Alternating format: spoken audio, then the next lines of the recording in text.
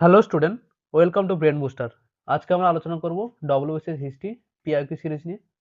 আজকে ক্লাস নম্বর 4। ইতিমধ্যে 3টি ক্লাস হয়ে গেছে। তোমরা যদি না দেখে থাকো তাহলে ব্রেন বুস্টার চ্যানেলে গিয়ে যে প্লেলিস্ট রয়েছে যে ডব্লিউবিসিএস হিস্ট্রি পিআইকিউ, সেখান থেকে তোমরা ক্লাসগুলি করে নিও। আজকে আমরা আলোচনা করব 2003 সালে ডব্লিউবিসিএস যে প্রিলিমস পরীক্ষা হয়েছিল, সেখানে ইতিহাস থেকে যেসব প্রশ্নগুলি এসেছিল সেই সব প্রশ্নগুলো নিয়ে আলোচনা করব আমরা। কারণ আমরা জানি যে কি ইতিহাস থেকে সবচেয়ে বেশি প্রশ্ন ডব্লিউবিসিএস এ আসে। ঠিক আছে? কারণ প্রায় 50টা মতো প্রশ্ন কিন্তু ডব্লিউবিসিএস প্রিলিমস পরীক্ষায় ইতিহাস থেকে আসে। চলো শুরু করি। আমরা দেখে নিই যে 2003 সালে যে ডব্লিউবিসিএস প্রিলিমস পরীক্ষা হয়েছিল সেখানে ইতিহাস থেকে কেমন ধরনের প্রশ্ন এসেছিল। প্রথম প্রশ্ন, ভারতের শেষ গভর্নর জেনারেল কে ছিলেন?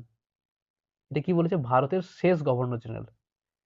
প্রশ্নটার মধ্যে একটু মিস্টেক রয়েছে, কারণ প্রশ্নটা করতে হতো কি ভারতের শেষ গভর্নর জেনারেল, কিন্তু ভারতীয়। ঠিক আছে, তাহলে কে ছিলেন? সঠিক উত্তরে কি হয়ে যাবে? চক্রবর্তী রাজা গোপালাচারী। লর্ড মাউন্টব্যাটেন ছিলেন ভারতের শেষ ভাইসরয়। এটাও কিন্তু পরীক্ষা বারবার আসে। তিনি 1947 সালে ফেব্রুয়ারি থেকে ভারত বিভাগের সময় 1947 সালে আগস্ট পর্যন্ত ভাইসরয় পদের দায়িত্ব পালন করেছিলেন। চক্রবর্তী রাজা গোপালাচারী ভারতের শেষ গভর্নর জেনারেল ছিলেন। ঠিক আছে, এবং তিনি ভারতীয় প্রথম গভর্নর জেনারেল এবং ভারতীয় শেষ গভর্নর জেনারেল। ওকে, তারপরে কি? তারপরে আমরা আরো এক্সট্রা কিছু তথ্য জেনে নেবো, কারণ আমরা যদি প্রশ্নগুলির সঙ্গে এক্সট্রা ডিটেলসে আলোচনা করি তাহলে পরীক্ষাগুলোতে আমাদের কিন্তু অনেক হেল্পফুল হবে। তিনি অর্থাৎ চক্রবর্তী রাজা গোপালাচারী 1948 সালের জুন থেকে 1950 সালের জানুয়ারি পর্যন্ত এই পদে তিনি ছিলেন। তারপরে এই পদটি বিলুপ্ত হওয়ার পরে এই ভাইসরয় পদটি কি করা হয়েছিল? ভাইসরয় বলছি, যে গভর্নর জেনারেল পদটি কি হয়েছিল? বিলুপ্ত করে দেওয়া হয়েছিল। তারপরে কি করা হয়েছিল? ভারতকে একটি প্রজাতন্ত্র রাষ্ট্রে পরিণত করা হয়েছিল। কারণ কি তখন ভারতের ডক্টর রাজেন্দ্র প্রসাদকে কি করা হয়েছিল? রাষ্ট্রপতি হিসেবে মনোনীত করা হয়। দিয়ে ভারত একটি কি হিসেবে গঠিত হয়? প্রজাতন্ত্র রাষ্ট্র হিসাবে। লর্ড মাউন্টব্যাটেন ছিলেন কি ব্রিটিশ ভারতের শেষ ভাইসরয়। এইটা পরীক্ষা বারবার আসে যে বড় ব্রিটিশ ভারতের শেষ ভাইসরয় কে ছিলেন? Lord Mountbatten. এবং স্বাধীন ভারতের প্রথম গভর্নর জেনারেল কে ছিলেন বলো? সেটাও কিন্তু লর্ড মাউন্টব্যাটেন। ঠিক আছে, স্বাধীন পাকিস্তানের প্রথম গভর্নর জেনারেল কে ছিলেন? মোহাম্মদ আলী জিন্নাহ। লর্ড মাউন্টব্যাটেন ছিলেন ভারতের স্বাধীন ভারতের প্রথম লর্ড মাউন্টব্যাটেন ছিলেন স্বাধীন ভারতের প্রথম এবং শেষ ব্রিটিশ গভর্নর জেনারেল। আর চক্রবর্তী রাজা গোপালাচারী কি ছিলেন? ভারতবর্ষের সর্বশেষ গভর্নর জেনারেল। ঠিক আছে, আর ভারতীয় গভর্নর জেনারেল বললে সেটাও কিন্তু চক্রবর্তী রাজা গোপালাচারী। ঠিক আছে, তাহলে অনেকগুলো তথ্য আমরা জানলাম। পরের প্রশ্ন, দিব্য কোন বিদ্রোহের নায়ক ছিলেন? কোন বিদ্রোহের নায়ক ছিলেন বলো? সঠিক উত্তর কি হবে? সঠিক উত্তর হবে কি অপশন এ, কৈবর্ত বিদ্রোহের নায়ক ছিলেন। দিব্য কৈবর্ত বিদ্রোহের একজন নেতা, যিনি পাল শাসনের বিরুদ্ধে বিদ্রোহ করে কিছু সময়ের জন্য স্বাধীন শাসন প্রতিষ্ঠা করেন। তাহলে দিব্য কোন বিদ্রোহের নেতা ছিলেন? কৈবর্ত বিদ্রোহের। কাদের সময় তিনি যুদ্ধ করেছিলেন? পাল শাসনের সময়। আরো কিছু তথ্য আমরা জেনে নেব। সাঁওতাল বিদ্রোহ, সাঁওতাল বিদ্রোহের নেতা কারা ছিলেন? সিধু কানু। কত সালে হয়েছিল? 1855 সালে। কোল বিদ্রোহে, কোল বিদ্রোহের নেতারা কারা ছিলেন? বুদ্ধ ভগত, জোয়া ভগত, সুই মুন্ডা। এরা হচ্ছে কোল বিদ্রোহকে নেতৃত্ব দিয়েছিলেন। মুন্ডা বিদ্রোহ, এর নেতা কে ছিলেন? বিরসা মুন্ডা। এগুলো পরীক্ষা ব্যাপারে আসে, তো এগুলো কিন্তু ভালো করে দেখে নেবে। ক্লাসটি শেষ হলে এর পিডিএফ কিন্তু আমি টেলিগ্রাম গ্রুপে দিয়ে দেবো, তোমরা সেখান থেকে একবার রিভিশন করে নেবে। 3 নম্বর প্রশ্ন, ভারতের কমিউনিস্ট পার্টি আনুষ্ঠানিক জন্ম কত সালে হয়েছিল বলো? কত সালে হয়েছিল? 1925 সালে। এটা বহুবার পরীক্ষায় এসেছে। 1925 সালে ভারতের কমিউনিস্ট পার্টি আনুষ্ঠানিক জন্ম 1925 সালে কানপুরে হয়েছিল। কানপুর পার্টি কনফারেন্স 26শে ডিসেম্বর। চলো পরের প্রশ্ন, পরিব্রাজক এটা কার রচনা? পরিব্রাজক গ্রন্থটি কে লিখেছিলেন? কে লিখেছিলেন? সঠিক উত্তর হয়ে যাবে কি অপশন ডি, স্বামী বিবেকানন্দ। পরিব্রাজক হলো স্বামী বিবেকানন্দের রচনা, যা তার বিভিন্ন ভ্রমণ কাহিনী ও ডায়েরির সংকলন, যা তার ভারত ও বিদেশের নানান অভিজ্ঞতা তুলে ধরে এবং তার আধ্যাত্মিক যাত্রার প্রতিফলন ঘটায়। এটা একটা ভ্রমণ বৃত্তান্তমূলক গ্রন্থ স্বামী বিবেকানন্দের। চলো পরের প্রশ্ন, 5 নম্বর প্রশ্ন, অনুশীলন সমিতির প্রথম সংগঠক কে ছিলেন? বলো। সঠিক উত্তর কি হয়ে যাবে? অপশন ডি, প্রমথনাথ মিত্র। প্রমথনাথ মিত্র, তাকে আমরা কি বলি? পি মিত্র। 1902 সালে 24শে মার্চ সতীশচন্দ্র বসুর সাথে যৌথভাবে অনুশীলন সমিতি প্রতিষ্ঠা করেন।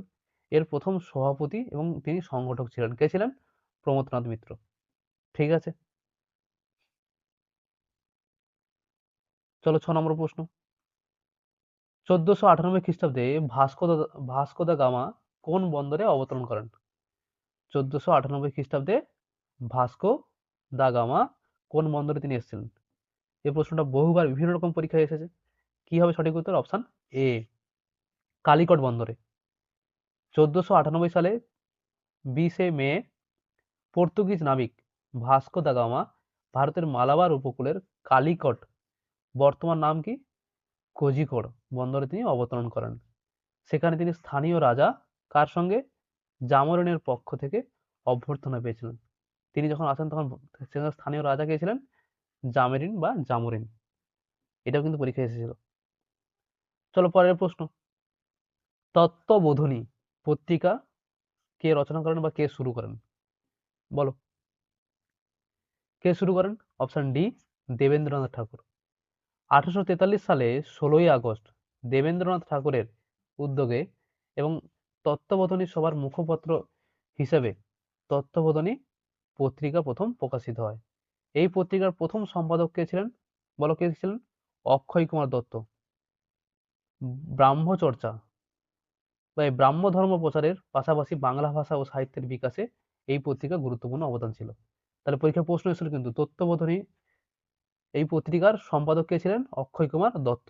আর শুরু কে করেছিলেন? দেবেন্দ্রনাথ ঠাকুর। ঠিক আছে, চলো পরের প্রশ্ন। 8 নম্বর প্রশ্ন। এম এন রায়ের আসল নাম কি? আসল নাম কি হবে? Option B, Narendranath Bhattacharya. M N Roy অর্থাৎ মানবেন্দ্রনাথ রায় 1887 সালে জন্মগ্রহণ করেন এবং তার প্রকৃত নাম ছিল কি? নরেন্দ্রনাথ ভট্টাচার্য।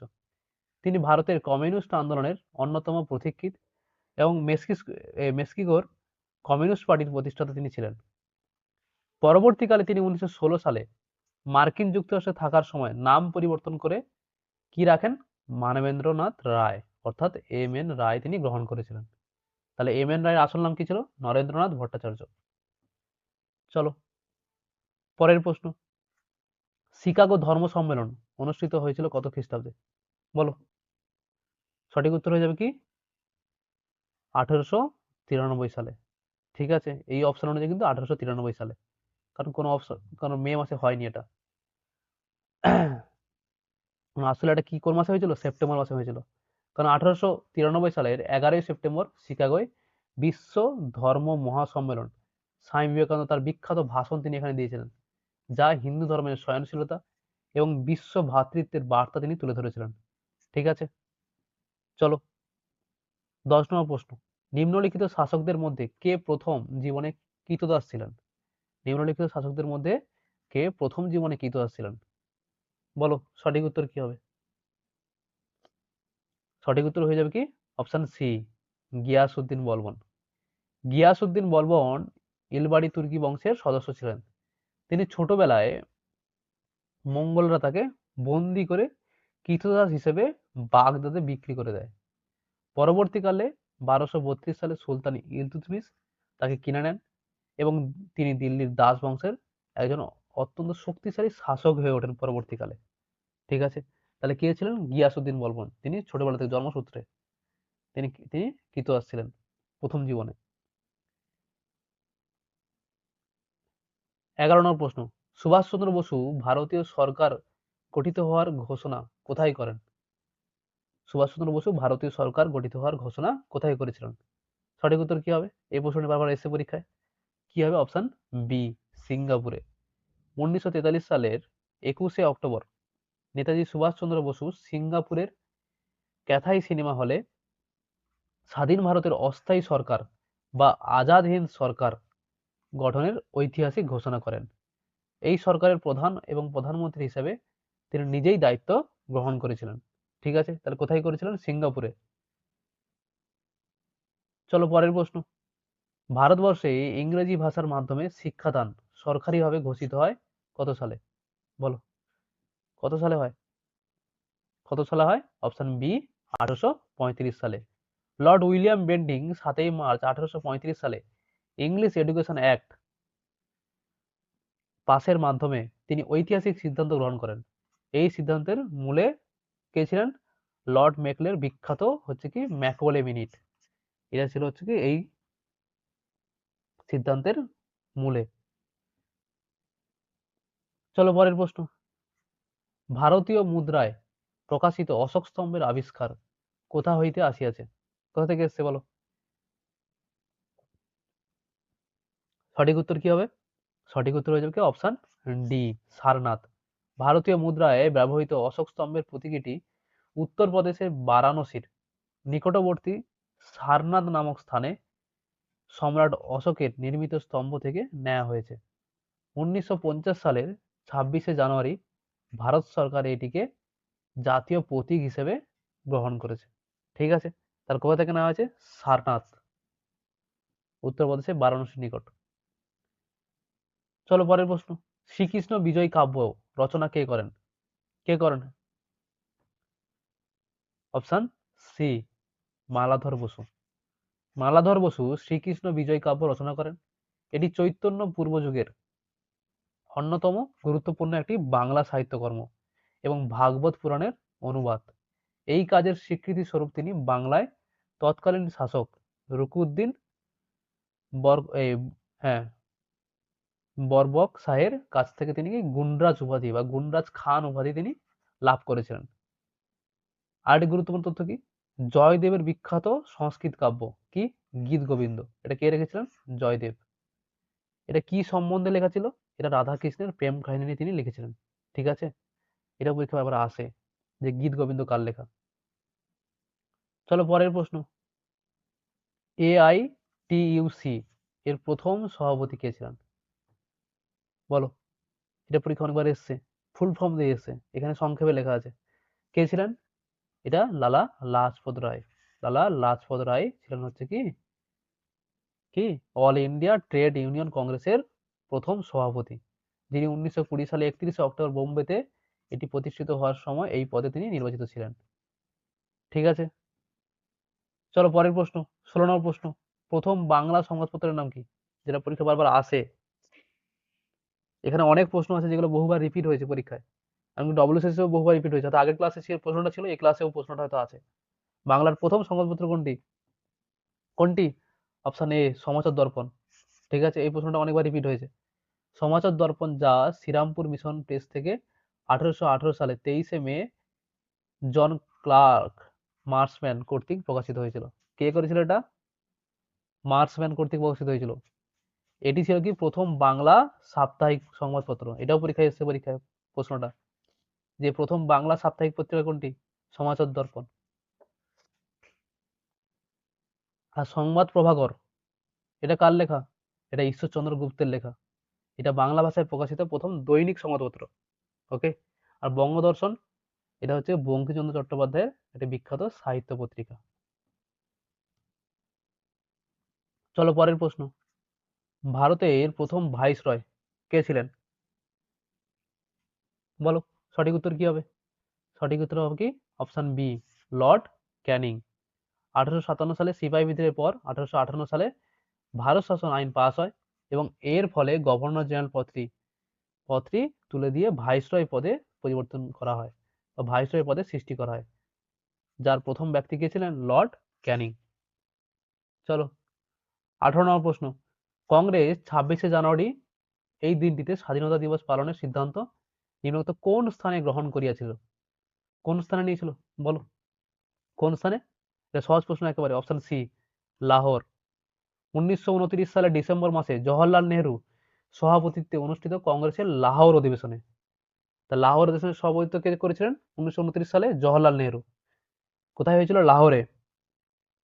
এখানে পূর্ণ স্বরাজ বা পূর্ণ স্বাধীনতার প্রস্তাবটি গৃহীত হয়েছিল। পূর্ণ স্বরাজ বা পূর্ণ স্বাধীনতার প্রস্তাব এখানে গৃহীত হয়েছিল। এই অধিবেশনে সিদ্ধান্ত নেওয়া হয়েছিল, কি নেওয়া হয়েছিল? 1930 সালের 26শে জানুয়ারি দিনটিকে ভারত জুড়ে প্রথম স্বাধীনতা দিবস হিসেবে পালন করা হবে। ঠিক আছে, চলো পরের প্রশ্ন। ভারতীয় জাতীয় কংগ্রেসের প্রথম সভাপতি কে ছিলেন? একবারে সহজ প্রশ্ন, পরীক্ষা বারবার যে প্রশ্নটি আসে কংগ্রেস থেকে। কে ছিলেন? ডব্লিউ.সি. ব্যানার্জি, অর্থাৎ উমেশ চন্দ্র ব্যানার্জি।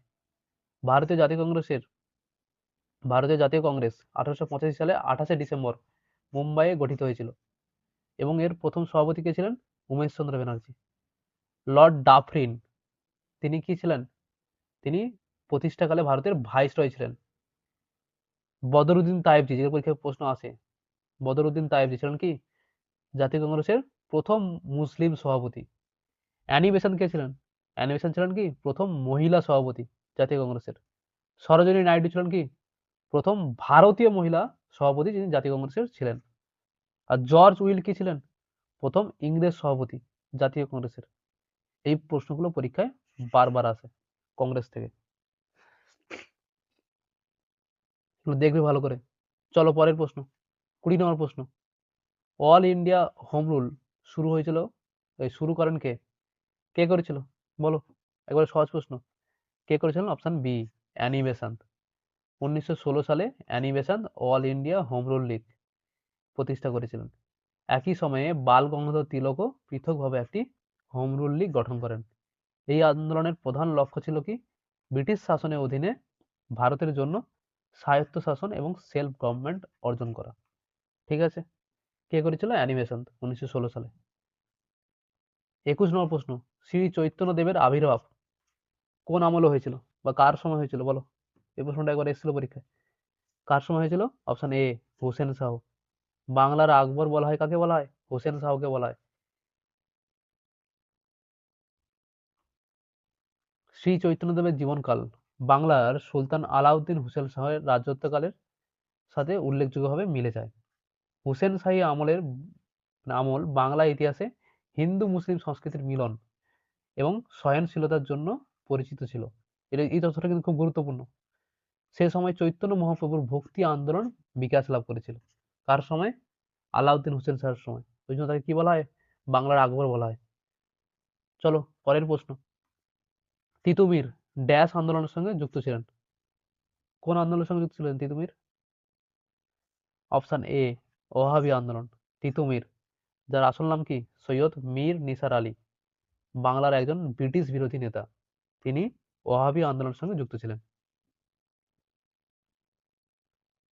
পরের প্রশ্ন, চট্টগ্রাম অস্ত্রাগার লুণ্ঠনের নেতা কে ছিলেন?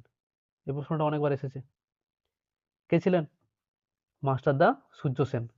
Option A. 1930 সালে 18 এপ্রিল সংঘটিত চট্টগ্রাম অস্ত্রাগার লুণ্ঠনের প্রধান নেতা ছিলেন কে? মাস্টারদা সূর্য সেন। তার নেতৃত্বে ইন্ডিয়ান রিপাবলিকান আর্মি এই দুঃসাহসিক অভিযান পরিচালনা করেছিল। ঠিক আছে, পরের প্রশ্ন, আকবরের আমলে যাবৎ ভূমি রাজস্ব প্রথা প্রবর্তন করেন কে? কে করেছিল বলো? বা জাবতি প্রথা কে করেছিল? রাজা টোডরমল। মুঘল সম্রাট আকবর রাজত্বকালে রাজা টোডরমল, যিনি ছিলেন কি আকবরের অর্থমন্ত্রী, তিনি যাবত বা জাবদি বা দশসালা বা দহসালা নামক ভূমি রাজস্ব ব্যবস্থা তিনি চালু করেছিলেন।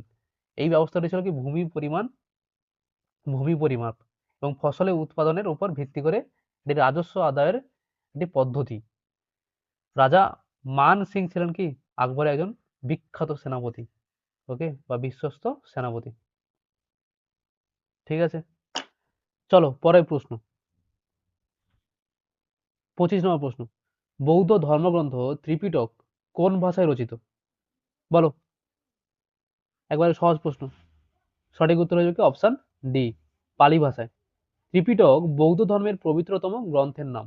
এটি মূলত যে ভাষায় লেখা হয়েছিল তারপরে এটি পলিক্যানন নামে পরিচিত।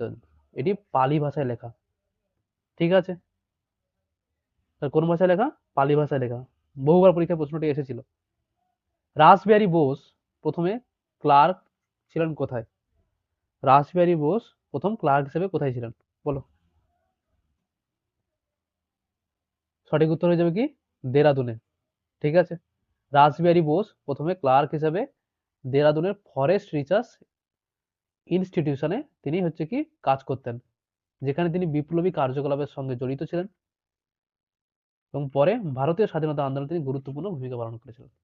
রাসবিহারী বসু দেরাদুনে প্রথম কি হয়েছিলেন, তিনি ফরেস্ট রিসার্চ ইনস্টিটিউশনে তিনি কাজ করতেন, সেখানে তিনি বিপ্লবী বিভিন্ন কার্যকলাপ করতেন, তারপরে ভারতীয় স্বাধীনতা আন্দোলনে তিনি গুরুত্বপূর্ণ ভূমিকা পালন করেছিলেন। চলো পরের প্রশ্ন, 27 নম্বর প্রশ্ন, মনসব কথাটির অর্থ কি? কথাটির অর্থ কি? প্রশ্নটা বহুবার পরীক্ষায় এসেছে। অর্থ কি? অপশন এ, তো সঠিক উত্তর হচ্ছে অপশন এ, পদমর্যাদা বা র্যাঙ্ক। মনসব একটি আরবি শব্দ যার আভিধানিক অর্থ হলো কি পদ বা পদমর্যাদা। মুঘল সম্রাট আকবর তার সামরিক এবং প্রশাসনিক ব্যবস্থায় এই মনসবদারি প্রথা প্রবর্তন করেছিলেন, যেখানে প্রতিটি সরকারি পদের আধিকারিকদের কি বলা হতো? মনসবদার বলা হতো। পরের প্রশ্ন, কাহার ডাক নাম সীমান্ত গান্ধী? সীমান্ত গান্ধী হিসেবে কাকে কাকে বলা হতো বলো? সঠিক উত্তর হয়ে যাবে কি অপশন সি, খান আব্দুল গফর খান। খান আব্দুল গফর খানকে তার অহিংস আন্দোলন এবং ভারতে উত্তর পশ্চিম সীমান্ত প্রদেশে অর্থাৎ বর্তমানে পাকিস্তানে গান্ধীজি আদর্শ প্রচারের জন্য সীমান্ত গান্ধী বা বাদশাহ ও খান বলে অভিহিত করা হতো। তিনি ব্রিটিশ বিরোধী আন্দোলনের জন্য খুদাই খিদমতগার, যাকে লাল কোর্তা বাহিনী বলা হয়, এই নামক একটি সংগঠন তিনি গড়ে তুলেছিলেন। তাহলে পরীক্ষা এটাও এসেছিল যে বলো খুদাই খিদমতগার এই বাহিনী কে তৈরি করেছিলেন? কে করেছিলেন? খান আব্দুল গফর খান। পরের প্রশ্ন, কলিকাতা বিশ্ববিদ্যালয়ের প্রথম উপাচার্য কে ছিলেন? বলো। সঠিক উত্তর হয়ে যাবে কি অপশন এ, উইলিয়াম কলভিল। 30 নম্বর প্রশ্ন, নীল দর্পণ গ্রন্থের লেখক কে ছিল? প্রশ্নটা আগের আগের পরীক্ষাতেও রিপিট হয়েছে। কে ছিল? Option A, Dinabandhu Mitra. নীল বিদ্রোহ এবং নীল চাষীদের ওপর ব্রিটিশ শাসকদের শোষণ এবং নিপীড়নের কাহিনী নিয়ে এই নীল দর্পণ নাটকটি রচিত। নীল দর্পণের ইংরেজি অনুবাদ প্রকাশের জন্য কাকে শাস্তি দেওয়া হয়েছিল? বলো। রেভালেন্ট লংকে। এটা আগে কোনো একটা পরীক্ষায় এসেছিল। দীনবন্ধু মিত্রের নীল দর্পণ গ্রন্থটি ইংরেজিতে অনুবাদ করেছিলেন কে? মাইকেল মধুসূদন দত্ত। ঠিক আছে, তাহলে পরীক্ষার প্রশ্ন কিন্তু আসে যে বলো যে নীল দর্পণ নাটকটি ইংরেজিতে কে অনুবাদ করেছিল, কাকে এর জন্য শাস্তি দেওয়া হয়েছিল, আর কার লেখা? এই তিনটে প্রশ্ন এখান থেকে আসে। চলো পরের প্রশ্ন, শিখ গুরু তেগ বাহাদুরের সমসাময়িক কে ছিল? কে ছিল? ছিল কি অপশন সি, ঔরঙ্গজেব। শিখদের নবম গুরু তেগ বাহাদুর মুঘল সম্রাট ঔরঙ্গজেবের সমসাময়িক ছিলেন। ধর্মীয় বিশ্বাস রক্ষা এবং কাশ্মীরি পণ্ডিতদের উপর অত্যাচারের প্রতিবাদ করার কারণে 1675 সালে ঔরঙ্গজেবের আদেশে তাকে দিল্লিতে হত্যা করা হয়েছিল। 32 নম্বর প্রশ্ন, গান্ধার শিল্প কোন যুগে বিকশিত হয়েছিল? কোন যুগে হয়েছিল? অপশন সি, কুষাণ যুগে। গান্ধার শিল্প প্রধানত কুষাণ সম্রাট কনিষ্কের রাজত্বকালে খ্রিস্টীয় প্রথম থেকে পঞ্চম শতাব্দীর মধ্যে বিকশিত হয়েছিল। এই শিল্প ধারাটি গ্রিক রোমান ভাস্কর্য শৈলীর সাথে ভারতীয় বৌদ্ধ ঐতিহ্যের সংমিশ্রণে গড়ে উঠেছিল, যার ফলে একে গ্রিক বৌদ্ধ শিল্পও বলা হয়। পরের প্রশ্ন, গণপতি উৎসব উদ্বোধন করিয়াছিলেন কে? কে করেছিল বলো?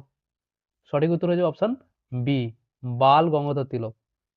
তিনি দুটি পত্রিকা শুরু করেছিলেন, একটা হচ্ছে কেশরী আর একটা হচ্ছে মারাঠা। কেশরীটা কি ছিল? মারাঠি ভাষায় লেখা, এবং মারাঠাটা ছিল কি ইংরেজি ভাষাতে লেখা। তিনি 1893 খ্রিস্টাব্দে গণপতি উৎসব এবং 1895 খ্রিস্টাব্দে শিবাজী উৎসবের আয়োজন করেছিলেন।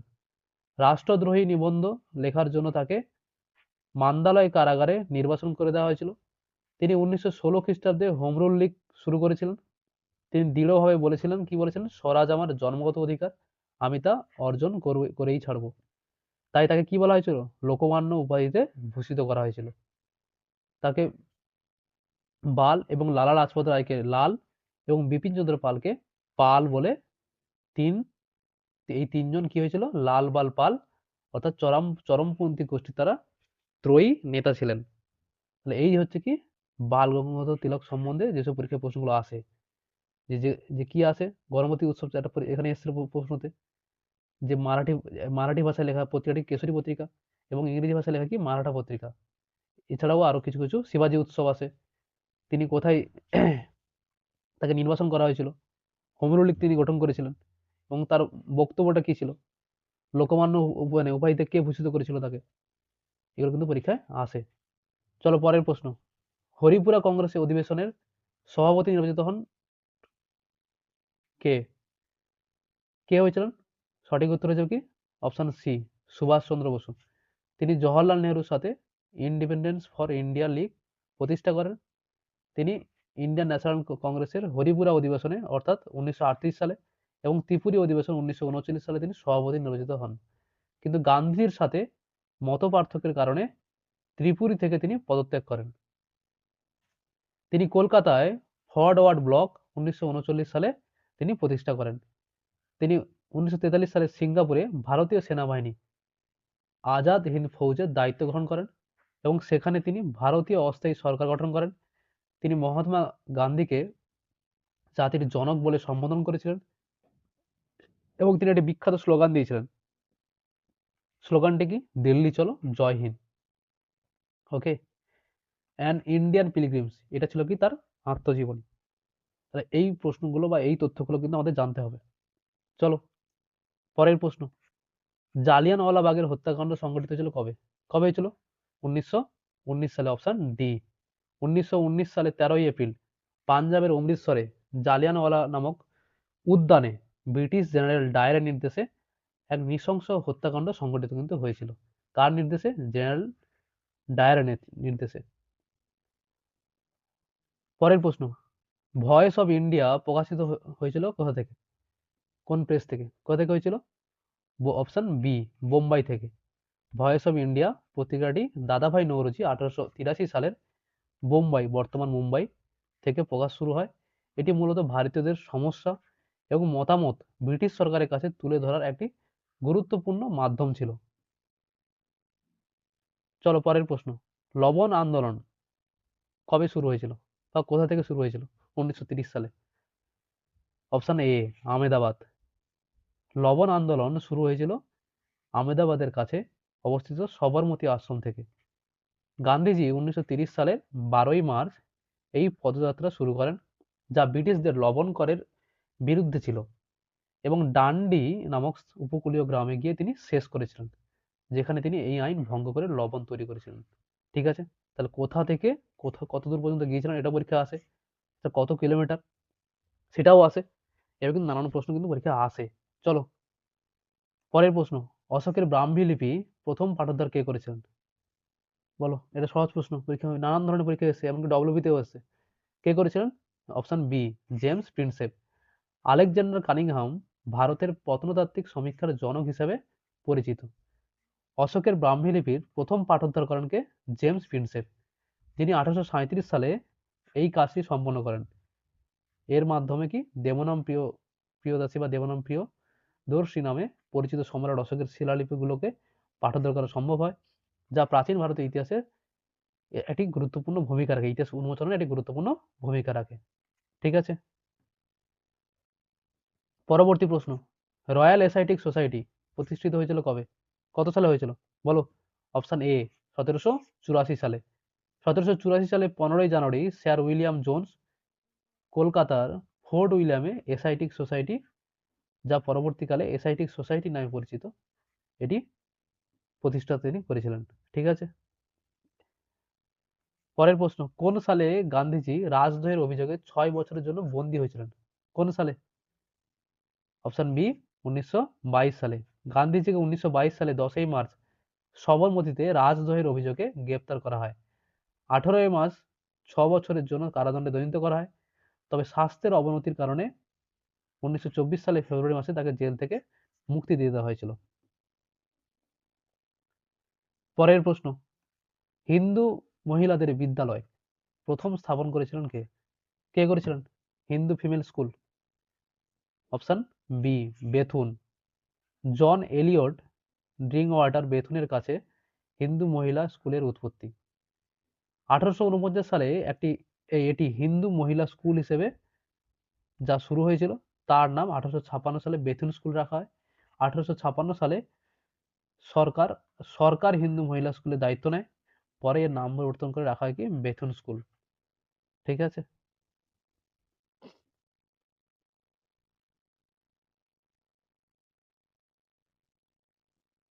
পরের প্রশ্ন, সন্ধ্যাকর নন্দী কোন রাজবংশের সহকবি ছিলেন?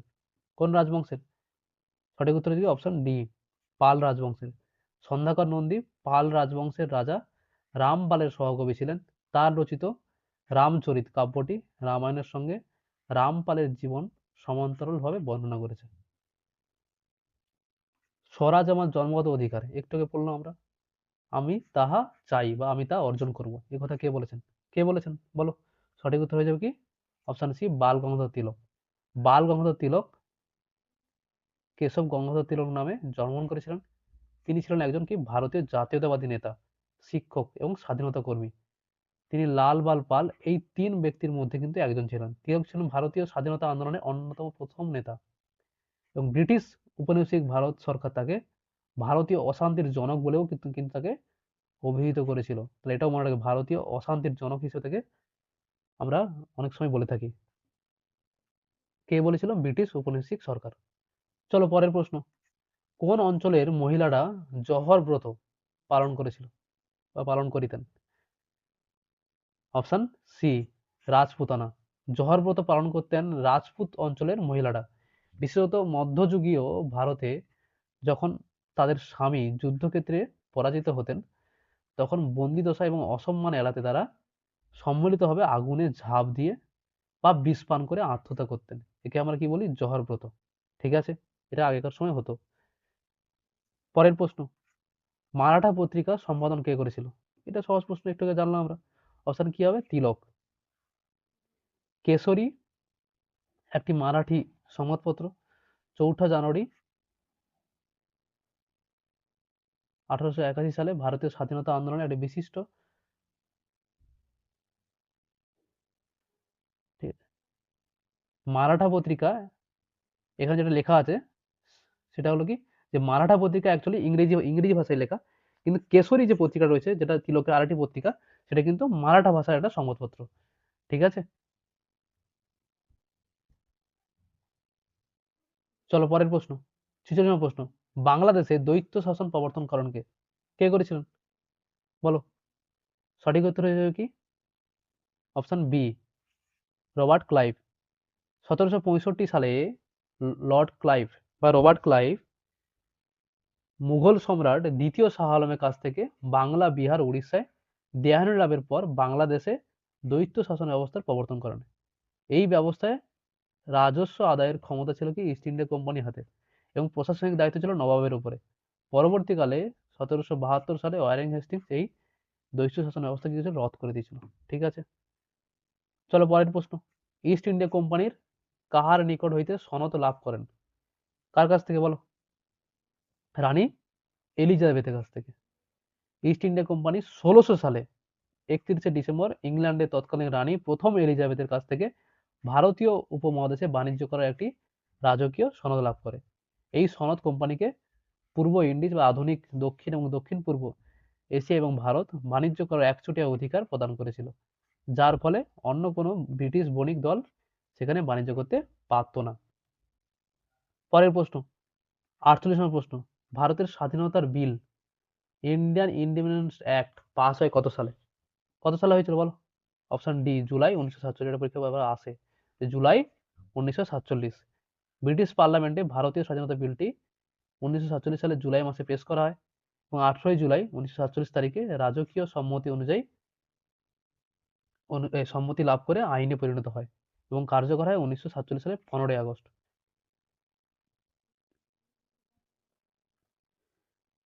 49 নম্বর প্রশ্ন, 1192 সালে তরাইনের যুদ্ধে মোহাম্মদ ঘুরির কাছে কোন রাজা পরাজিত হয়েছিলেন? কে হয়েছিল বলো?